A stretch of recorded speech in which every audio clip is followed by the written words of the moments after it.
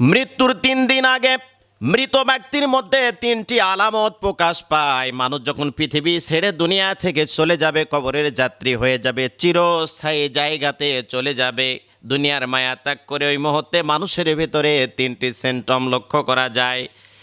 1 নম্বরে হলো খাবার দাবার বন্ধ হয়ে যায়, পরিবর্তন হয়ে যায়।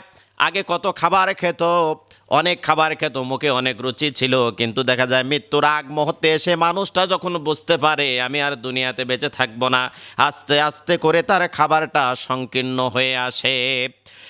2 নম্বরে মানুষের কথার ভিতরে ভিন্নতা দেখা যায়।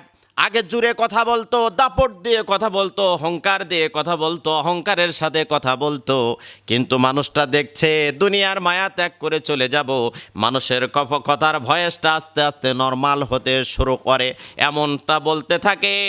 যদি মা মারা যায় তাহলে বলে